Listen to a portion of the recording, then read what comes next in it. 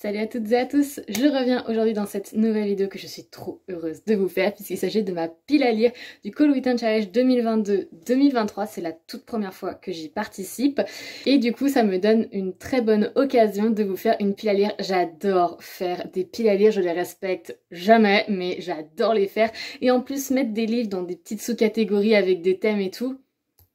Est-ce qu'il y a que moi que ça fait palpiter le cœur? Franchement, j'adore faire ça. Donc on va tout de suite commencer. Il y a 4 menus et pour valider mon challenge, j'aimerais bien lire au moins 2 livres par menu, ce qui nous fait à peu près 8 livres. Premier menu, il s'agit de Magie de Noël avec la première sous-catégorie Coupe de champagne où il faut lire un livre où il y a de la romance, de l'amour ou de l'amitié. Et moi, j'ai énormément joué sur le thème amitié puisque j'ai mis dans cette catégorie Steam Sailor qui m'a été chaudement conseillé sur Instagram.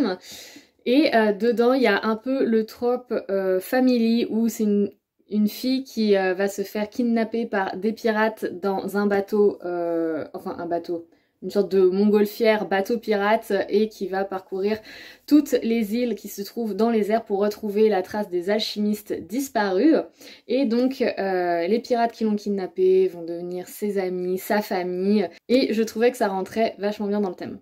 Deuxième sous-catégorie, c'est Chants de Noël, où il faut lire un livre avec des contes, la réécriture de contes, des légendes et de la mythologie. Comme par hasard, j'avais un livre qui rentrait pile poil dans cette catégorie dans ma pile à lire. Puisqu'il s'agit de Legendborn de Tracy Deonn. Franchement, il y a même le mot légende dedans. On peut pas faire plus clair, c'est pas possible.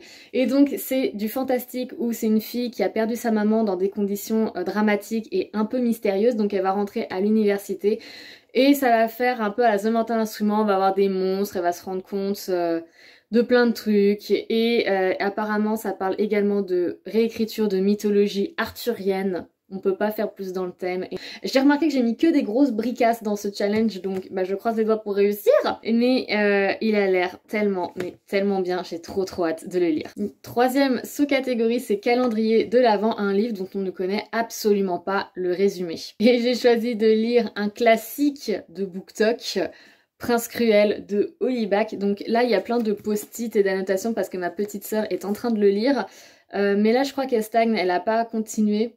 De ce qu'elle me dit, c'est pas top, mais je suis trop curieuse, genre j'ai même pas besoin de lire le résumé parce que tout le monde en parle tellement que je suis trop curieuse. Qu'est-ce que c'est que ce bouquin? Pourquoi tout le monde en parle? Donc je me dis qu'il faut absolument que je le lise pour me faire mon propre avis parce que là franchement ce livre a pris une ampleur tellement gigantesque sur les réseaux sociaux que je peux pas ne pas le lire. Deuxième menu, le menu Yule, je crois que ça se prononce ainsi, avec la première sous-catégorie, Au coin du feu, un roman feel good, et j'ai choisi de lire là aussi un classique du TikTok, L'anti-lune de miel de Christina et Lorraine, best-seller du New York Times, et là aussi ma petite sœur a commencé à le lire, elle s'est arrêtée au chapitre 4 avant de me dire que c'était nul. Mais je le vois partout et par contre c'est un truc avec de la plage, les cocotiers, sur une île paradisiaque, un peu un ennemi to lovers. Je lis très peu ce genre de bouquin, mais j'ai mis plein de genres différents pour justement ne jamais me dire je lis tout le temps la même chose en sachant que les fantaisies sont quand même assez énorme, ça va faire du bien de lire un petit livre. Pas prise de tête. En plus, cocotier, l'océan, la mer, la chaleur, moi ça va me faire du bien parce que franchement l'hiver est une saison que je déteste. Deuxième sous-catégorie avec la danse de la fée dragée où il faut lire une fantaisie ou un fantastique. Et j'ai décidé de sortir un livre qui est dans ma palle depuis tellement longtemps que je ne peux plus me le voir. Il s'agit de La roue du temps de Robert Jordan. Quand je l'ai acheté, j'ai acheté également le tome 2, non mais direct, il n'y a pas de... D'entre deux, j'achète tome 1 et 2 à la suite.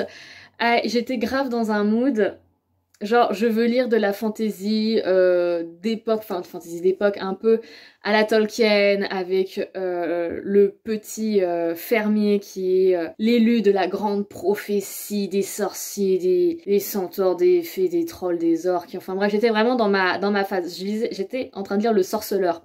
Donc j'étais vraiment dans ma phase vieille fantasy.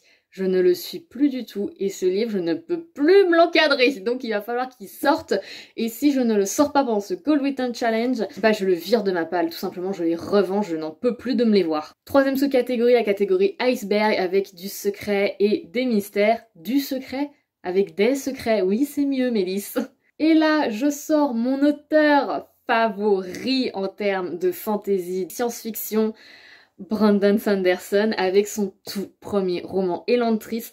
Je sais pas à quel moment je me dis que ça je vais le lire vite, mais il a l'air tellement bien ce bouquin. En fait c'est frustrant parce qu'il y a des livres, ils sont énormes comme lui, donc je n'ose pas les lire alors que je sais que je vais passer un super moment, mais qu'il faudrait que je prenne un mois de lecture juste pour ça. Et donc ça parle d'une jeune fille qui va épouser un prince ou un roi de la capitale d'une ville mystérieuse, donc c'est une ville fortifiée où il y a personne qui rentre, et quand elle arrive à la cour, eh ben son fiancé est décédé, donc elle est veuve de quelqu'un qu'elle n'a jamais épousé, et on décide tout de même de la garder à la cour, mais il se passe des choses mystérieuses dans cette ville dont elle va essayer de percer le secret. Là franchement, tout y est, les deux thèmes secret, mystère, c'est dedans. C'est ce bouquin. Dernière sous-catégorie avec Reine des Neiges, une femme de pouvoir, sorcière.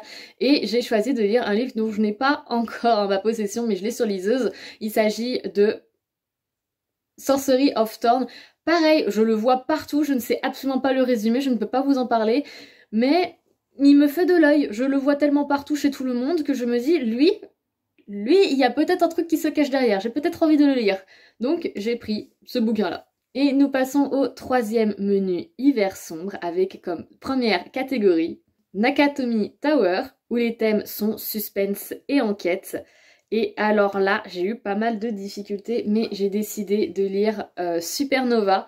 Donc c'est qui est le troisième tome du Gang des prodiges de Marissa Meyer. Vous la voyez la mouche? Non parce que moi je peux plus me la saquer. J'ai lu il y a très longtemps le tome 2 du Gang des prodiges mais là... Je suis grave dans un mood où je veux finir mes sagas.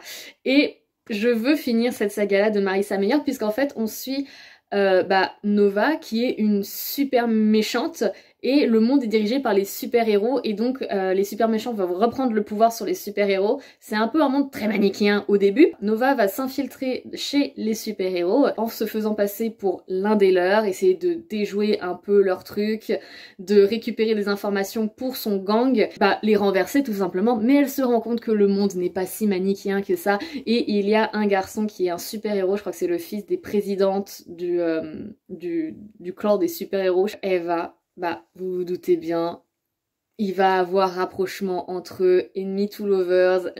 Là, Nova, elle est pas dans une bonne situation. Est-ce qu'on va découvrir sa double identité? Qu'est-ce qui va se passer quand on va découvrir sa double identité? J'ai tellement hâte de le savoir. J'adore ce trope de... la double vie, tu ne veux pas connaître mon identité. Franchement, ça c'est un trope que j'adore et dans celui-ci, franchement, je suis servie. Après, il y a Fantôme des Noëls passés avec Voyage dans le futur, Voyage dans le temps, Fantôme, Jeu avec le temps. Et donc ça a été très compliqué parce que je viens tout juste de lire La vie invisible d'Adi Larue qui rentrait mais parfaitement dans ce thème. Mais du coup, j'étais obligée de trouver un autre bouquin et j'ai choisi Les 7 maris d'Evelyn Hugo que je n'ai pas encore en ma possession mais qui est sur ma wishlist de Noël. J'ai tellement hâte de le lire. Là aussi, je sais pas trop de quoi ça parle, je sais juste que c'est une journaliste qui va retranscrire la vie d'une grande actrice des années 60-70 qui a eu 7 maris, donc on va faire un petit peu un jeu entre les époques, le présent, le passé, et quelque chose lie la journaliste et l'actrice, et je veux absolument savoir c'est quoi. Je le vois partout sur TikTok, c'est pas possible, il faut que je le lise. C'est comme Le Prince Cruel. Il y a tellement un engouement autour de ce bouquin que je ne peux pas ne pas le lire. Dernière sous-catégorie de ce menu avec Nuit du solstice. Angoisse et créatures de la nuit, et là j'ai décidé également de sortir un livre le plus vieux de ma pile à lire, le livre perdu des sortilèges de Deborah Harkness. Je ne connaissais même plus le titre. La couverture est affreusement moche, n'y faites pas attention.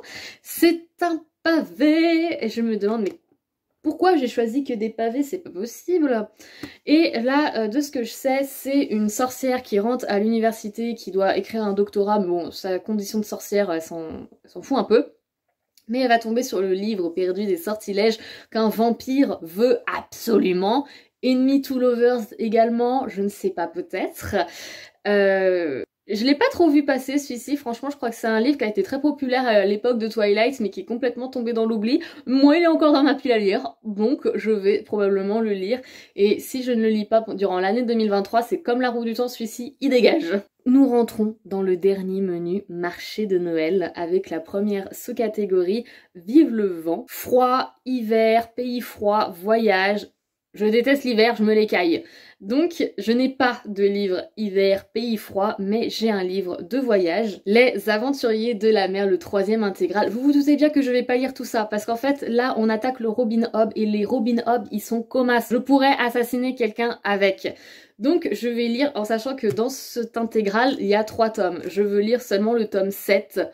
Donc il y a le tome 7, 8, 9, donc je vais me mettre à l'objectif du tome 7 qui doit faire à peu près ça. On va commencer cette intégrale. Il faut absolument qu'il sorte de ma pile à lire en 2023, c'est mon objectif. 3e sous-catégorie avec Pomme de pin, animaux, écologie, nature writing, et donc pour moi, l'autrice qui incarne le nature writing, les animaux, l'écologie, bah c'est Robin Hood. Voilà, donc là je vous présente l'Assassin Royal, première époque, là aussi où il y a 3 tomes à l'intérieur, mais je sais pas si du coup je lirai le premier tome d'Assassin Royal ou alors le tome 8 des Aventuriers de la mer, puisque dans tous les cas, bah je veux absolument finir les Aventuriers de la mer avant de commencer l'Assassin Royal. Ah, il me fait peur. Je sais pas, mais en tout cas Robin Hood est pour moi l'incarnation du nature writing, pour la simple bonne raison que elle met tellement d'amour dans sa description de la nature. Ça sent que c'est une autrice qui aime la nature. Elle a grandi en Alaska, elle adore les grands espaces. Je sais que dans l'Assassin Royal, le personnage de Fitz a un loup de compagnie. Et ouais, je pense que c'est vraiment l'Assassin Royal qui incarne le plus les animaux, l'écologie. Et de toute façon, Robin Hood, pour moi, c'est l'autrice qui adore les grands espaces par excellence. Dernière sous-catégorie et donc dernier livre de ce challenge. Il s'agit de Patin à glace, sport, un personnage athlétique ou aventure dangereuse. Et donc moi, j'ai carrément joué sur les mots, puisque j'ai décidé de mettre Skyward, le tome 3 Cytonic de Brandon Sanderson. Donc là, on joue sur aventure dangereuse, mais aussi sur le sport, puisque je me dis la Formule 1 est un sport, donc pourquoi pas le combat en vaisseaux spatiaux serait également un sport. En tout cas, quand je lis ce bouquin, je sens que c'est sportif. C'est actuellement ma lecture en cours. J'ai annoté, franchement, j'ai mis 4 pauvres post-it. J'essaye de plus en plus d'annoter mes livres, mais je vous jure, c'est pas facile. Et je suis rendue ici, je l'ai bientôt fini, je suis rendue à la page 485 sur 600. Et donc ce sera ma toute première lecture de ce challenge. Franchement, il est bien. Mais il y a quelques petits trucs qui me chafouinent, mais je passe un excellent moment tout de même avec cette lecture. Et bien c'est la fin de cette pile à lire de mon Call Writer Challenge. J'espère qu'elle vous aura plu. J'ai adoré vous présenter des livres. J'adore faire des piles à lire. J'espère que je vais les lire, ce serait quand même pas mal. Sur ce, dites-moi en commentaire si vous participez au Call Writer Challenge, quels sont vos livres que vous êtes en train de lire en ce moment, vos derniers coups de cœur et les livres que vous comptez mettre dans ce challenge. Et puis moi je vous dis à très bientôt pour une prochaine vidéo. Salut!